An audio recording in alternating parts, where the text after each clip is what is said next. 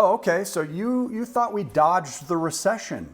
Interesting. Well, it might be important to think again. I do want to welcome you back to the VIP Financial Education YouTube channel, where we help you go further, faster financially. My name is Matthew Pillmore, and today we're going to be exploring why the threat of a major recession just simply won't go away. Over the summer, optimism grew regarding a soft landing for the U.S. economy. However, as we've made our way into autumn, there's been a growing sense of pessimism about the economy, and for good reason, mind you.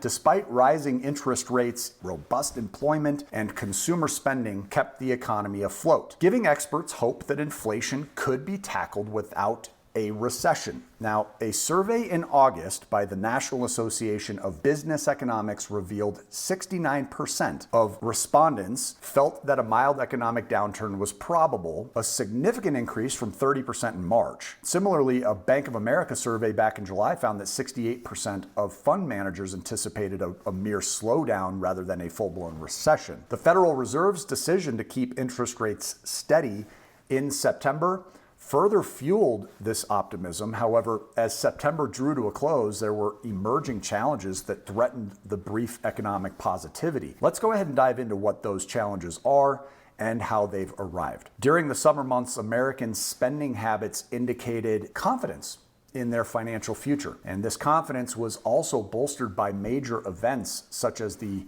blockbuster movie premieres of Oppenheimer and Barbie, along with Taylor Swift's massive Era tour. Now, I'm gonna be honest, I never expected to mention Taylor Swift on my channel, but we've got to give it to her, as her tour is projected to generate close to $5 billion in consumer spending just here in the US alone. So pretty remarkable. To put this in perspective, if Taylor Swift were an economy, she'd be bigger than 50 different countries.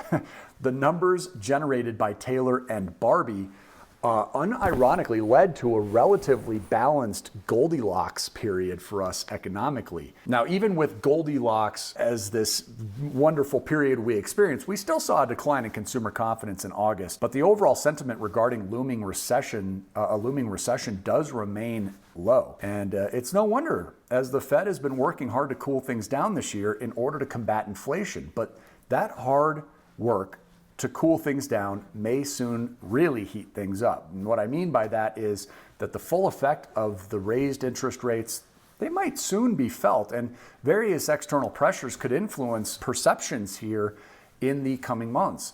A note from JP Morgan suggested that the US might have become overly confident that inflation can be controlled without a recession. And this belief might be rooted in the fact that the consequences of the Fed's rate hikes were postponed. Factors like pre-existing low mortgage rates, substantial savings, student loan payment relief, and then of course a surge in demand following the COVID restrictions, those all play a role in what we saw. Economist David Rosenberg said that it often takes around 6 months for the economy to slide into a recession after significant rate hikes, and we may just be easing our way into that right now, as currently there's a noticeable caution in consumer behavior, myself included. I am being more cautious personally. There's reduced spending on luxury and high-cost items that's apparent, and even budget stores are feeling the pinch. A Bloomberg survey, they disclosed that 21% of investors predict a decline in personal spending by the end of the year, with 56% forecasting a downturn in early 2024. The drying up of pandemic savings, the resurgence of student loan payments, and then the impending consequences of raised interest rates, they all create this challenging scenario for us consumers. Rising fuel prices might limit discretionary spending and potentially trigger another inflationary cycle. The Federal Reserve's September decision might have been seen in a positive light, but there were nuances that caused concern. Jerome Powell, the Fed chair, he implied that interest rates could remain high, affecting the stock market adversely, and then there's speculation about another rate increase still coming in November. So are you ready for that? Although Powell believes a mild downturn is feasible, he concedes that unpredictable factors might dictate the outcome. In essence, while Americans currently aren't showing signs of panic right now just yet, which is good for the economy and its stability, there is an underlying sentiment right now that perhaps a higher level of concern should be warranted. And that underlying sentiment is bolstered by the fact that the U.S. is on the brink of experiencing a simultaneous onslaught of 4 economic shocks. Let's go ahead and dive into those right now. Number one is the United Auto Workers strike has potential to significantly disrupt the automotive industry. Commencing on September 15th, the United Auto Workers Union initiated a targeted but historic strike against Detroit's prominent automakers. In just 1 week, the strike has inflicted an economic toll exceeding $1.6 billion on the U.S. economy, as reported by a study conducted by the Anderson Group. While the strike initially involved fewer than 15,000 union members, its gradual expansion poses a substantial risk to the Federal Reserve's ongoing efforts to combat inflation. And the core demand of the UAW centers on significant wage increases for its members. This demand carries broader implications, potentially influencing workers nationwide to seek similar wage hikes elsewhere.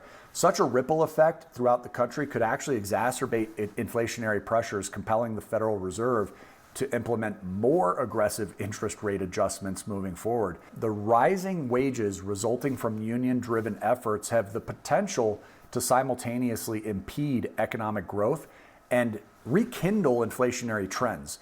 Moreover, the strike's effects are not limited to a national scale, but also manifest locally too. As striking workers receive only really a fraction of their regular pay during the strike, it's anticipated that consumer spending within their individual communities and pockets is going to decline throughout the strike's duration. Although the Michigan economy may experience setbacks, the prospect of workers achieving the higher wages that they seek offers potential compensation, as demonstrated in the aftermath of the previous UAW strike back in 2019. Now, furthermore, the prolonged duration of the strike will yield progressively wider repercussions across the automotive ecosystem, impacting automakers, workers, suppliers, dealers, and of course consumers alike. And there's already anecdotal evidence here that suggests that both new and used vehicle prices are really on the rise, driven by anticipation of a sharp drop in inventories due to the strike. However, it is worth noting here that the automotive landscape has evolved, with the big 3 automakers no longer wielding the same national dominance that they once did. If the strike persists for 6 weeks, it may marginally decrease fourth quarter gross domestic product growth, albeit by only approximately 0.2%. The second economic shock that we're faced with is the resumption of federal student loan payments. And this is something that we've talked about before, and we do have an individual video about it, but it does need mentioning as it affects nearly 44 million borrowers, and it has been a topic of major concern among economists and analysts due to its potential impact on the broad economy. After 3.5 years of a hiatus, these borrowers are now going to soon begin making average monthly payments of $393 to their loan servicers, inevitably resulting in reduced spending in other areas for some households. Estimates regarding the economic consequences do vary, but according to a July report on Oxford Economics, consumer spending in the U.S. could decrease by as much as $9 billion a month, which could shave 0.1% off of the GDP growth in 2023 and 0.3% in 2024. And this situation has implications for retail spending, as well as the resumption of payments being a key pain point for consumers as they adjust to their new budgets through the end of this year. It's not only consumer spending that will be affected here. Borrowers also anticipate reduced savings and retirement contributions as a result of the student loan payments resuming this month. According to Morning Consultant, over 70% of households earning at least $100,000 expect to miss at least one payment when they resume payments. Additionally, other federal government programs, including the Biden administration's more generous income-driven repayment plan and a 12-month grace period, that might actually help mitigate some of the economic impacts of the return of student loan payments, not to mention the multi-billion-dollar loan forgiveness that just was announced. Now, Dean Baker, founder and senior economist at the Center for Economic and Policy Research, suggests that there may not be significant visible economic effects, stating there's not going to be any great consequence if someone doesn't immediately start paying. I don't think it will be catastrophic. Well, I guess we can wait and see, right? Now, the third economic shock that we're faced with is the price of oil. Oil is on a trajectory towards surpassing the $100 per barrel mark. A look back at U.S. history shows that oil price surges have consistently acted as a catalyst for economic downturns. Elevated oil prices result in heightened expenses for a wide spectrum of different companies, and they place burdens on consumers, on budgets, and potentially instating a surge in inflation and a reduction in consumer spending. I know it's having a huge effect on our sewer business right now with all of our equipment and vehicles. So presently, the U.S. finds itself confronting a looming economic quandary as oil prices have surged since June, primarily due to production cutbacks from major crude producers, including OPEC+, comprising Russia and Saudi Arabia. The international benchmark, Brent crude, has surged by 28% from its June 11th low of $74 per barrel to well above $95 per barrel. Furthermore, commodities experts at numerous investment banks such as Goldman Sachs and Wells Fargo, they contend that the ascent in oil prices heralds the dawn of a commodity supercycle. And lastly, the fourth economic shock that we're facing is in the housing market, specifically in the resurgence of mortgage rates approaching now 8%, raising concerns about a renewed housing market slowdown. The Federal Reserve's efforts to combat inflation by gradually increasing interest rates has introduced a series of complexities. It's affecting investors, businesses, as well as consumers. But among the people that are most affected are prospective homebuyers who now confront the highest interest rates in over 2 decades, with the 30-year rate nearing 7.5%,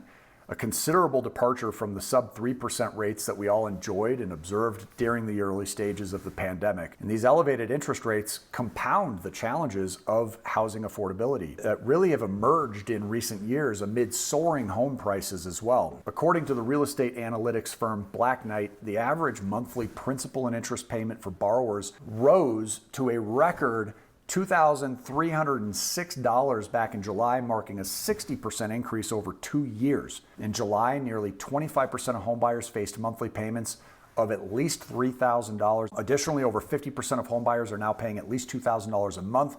This is going to leave a lot of people house poor. We have to face that. And despite the economy maintaining relative stability throughout the year, further rate hikes by the Federal Reserve, they could introduce complications, potentially leading to a slowdown in home sales. Such a development would have far-reaching consequences across the broader economy, as elevated rates can precipitate a reduction in consumer spending and exert significant pressure on the housing market, consequently hampering economic growth, of course. Now, this economic deceleration isn't confined to consumers alone. Businesses also tend to curtail their spending and investment activities when interest rates are elevated. In September, the Federal Reserve chose to maintain interest rates at their existing levels, signaling its confidence in the overall state of the economy. However, an additional rate hike is anticipated still later this year. So we're going to see how that all ends up shaking out and affecting the housing market moving forward. But I'm curious, do you guys think that these 4 potential shocks to the economy will lead or converge into a recession? I'd be interested to hear what you guys think of the state of things. Are you worried, or do you think we're in decent shape right now? Go ahead and leave your thoughts in the comments section below. If you found this information valuable, please leave a thumbs up. It helps us a lot. Make sure you're subscribed to the channel if you're not already. We do upload several videos a week, so there's a lot of really great information in here to help you build your self-wealth, maintain knowledge on what's happening economically, and of course, beat the banks at their own game to help you go further, faster financially. So until we see you on the next video, make it a great day today and keep on cash flowing.